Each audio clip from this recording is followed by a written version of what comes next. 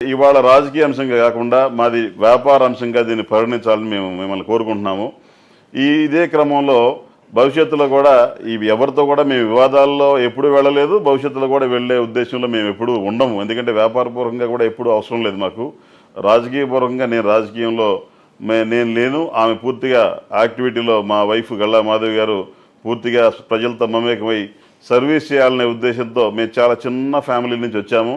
చాలా small life నుంచి వచ్చి అంచెలంచెలుగా ఎదిగి ఇవాళ సేవ చేయాలి అని ఆమెలో ఉన్న ఎప్పటి నుంచో ఉన్న ఒక ఆలోచనని ఆమె సర్వీస్ చేస్తూ వచ్చారు. ఆ సర్వీస్ కొంచెం విస్తృత స్థాయిలో చేయడం కోసం ఇవాళ రాజకీయంలోకి వచ్చి శాసనసభ్యురాలుగా ఎన్నికయ్యి మేము అధిష్టానం మాకు ఇచ్చిన అవకాశాన్ని మేము వినియోగించుకొని మంచి మెజారిటీతో గెలిపించి ఇవాళ గెలవడానికి కూడా 3 పార్టీల్లో ఉన్న నాయకులు కార్యకర్తలు పూర్తి స్థాయిలో అందరూ కష్టపడడం వల్ల మాత్రమే ఈ గెలుపు సాధ్యమైంది.